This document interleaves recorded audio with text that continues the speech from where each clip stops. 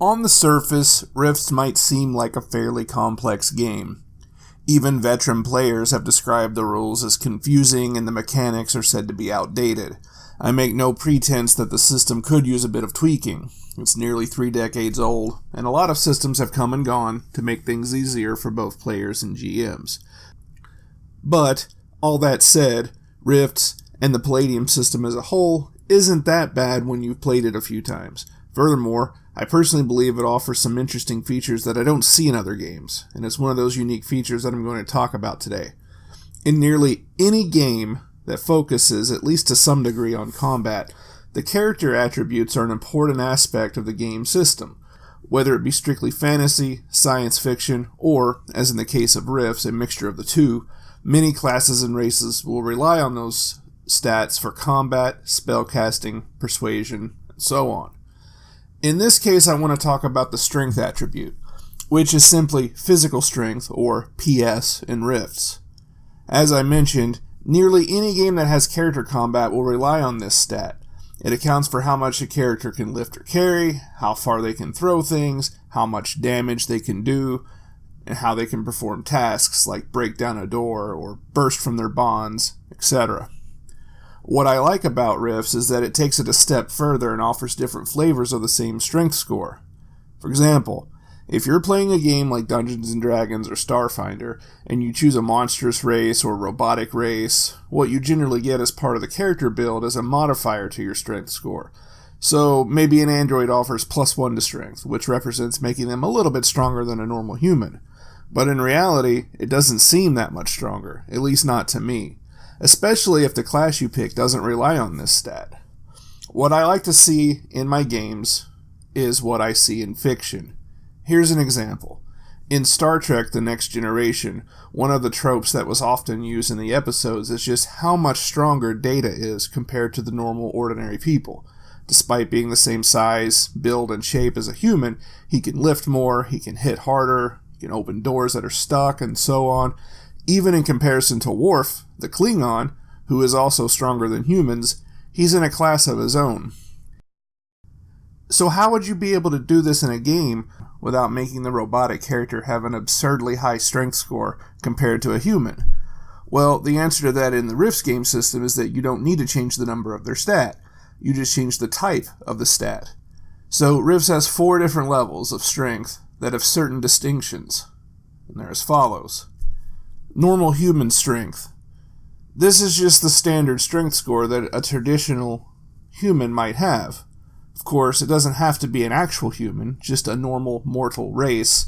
In some cases, these races might even have a stat boost to the strength score when you roll the stats up initially. But by and large, there's not a ton of difference within their overall capabilities.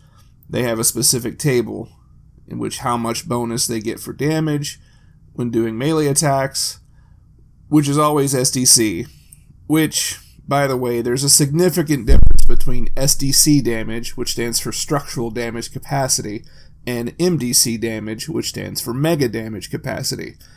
To get into the granular distinctions of the two will require a video fully focused on that. But for now, think of SDC as just normal damage, and MDC, as the name implies, Mega Damage, which is about 100 times more powerful. But, moving on from that, normal strength characters get a damage bonus and a lifting table that's based on their score.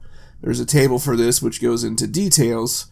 Now, I'm using the updated or revised Rifts Ultimate Edition in these examples. It's not a full-blown revision upgrade of the original published Rifts game, but a lot of things were updated and tweaked a bit.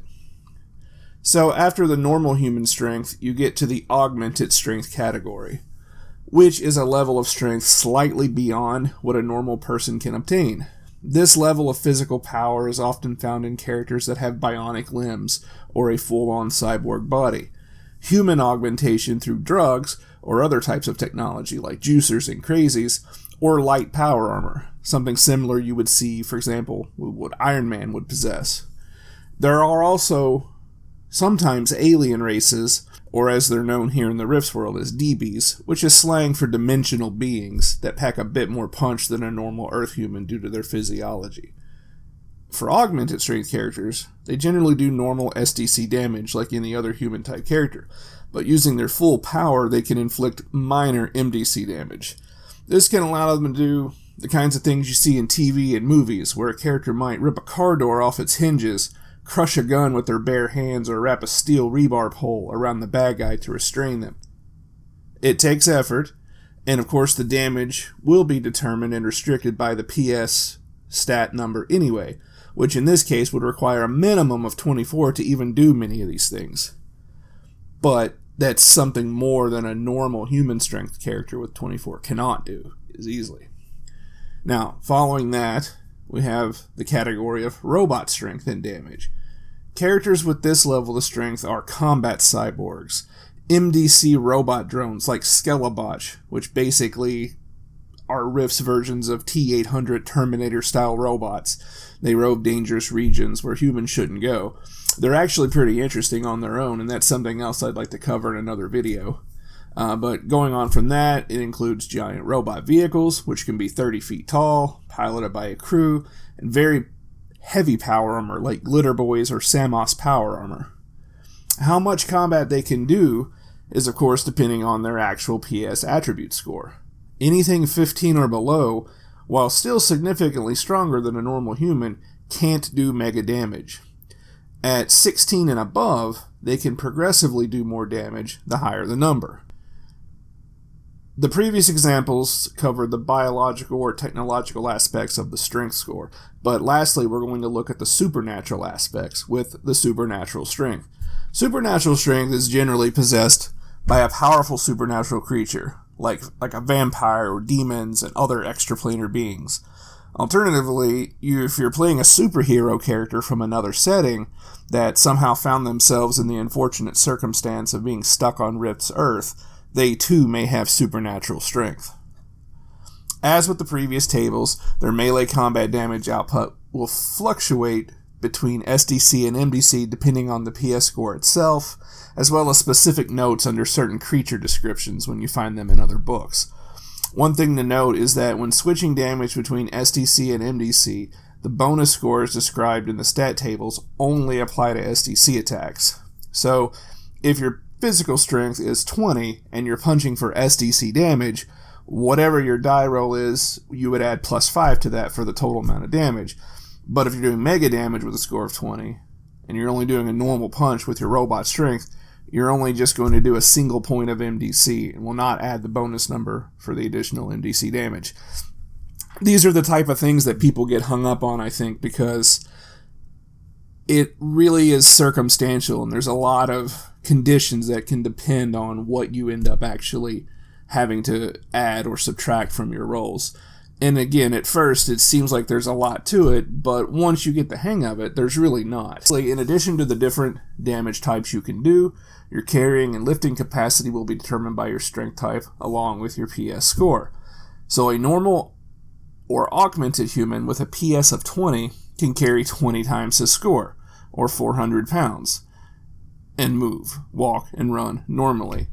And while that may seem amazingly strong, because a PS of 20 is fairly high by human standards, a robot strength character can carry 25 times their PS in normal weight, and supernatural creatures, which are even more powerful, can carry 50 times their PS score. For lifting, you would just double your number for how many pounds you can deadlift off the ground for a short period of time.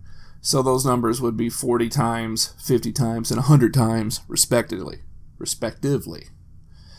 For lifting items, you would just double the number that you would use for pounds and just deadlift it off the ground for a short period of time. So you would be looking at 40 times, 50 times, and 100 times your number, respectively. Now, like I said at the beginning of the video, this might seem overwhelming. You really only have to start playing knowing the specifics of the character you intend to play. Those are the things that you'll write down on your character sheet, and when in doubt, you'll look it up. Which, let's face it, it is the same in any other tabletop game you might be playing currently or for the first time.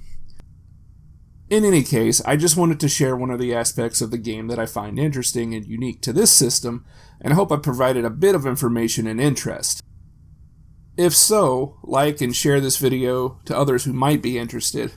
I'll note the page numbers of the Things from Rifts Ultimate Edition book below that covers what I discussed, and if you don't have the book, I'll post the links to where you can get it. It's still available. In the meantime, please do subscribe and hit the notification bell for more videos like this, and I'll talk to you again soon.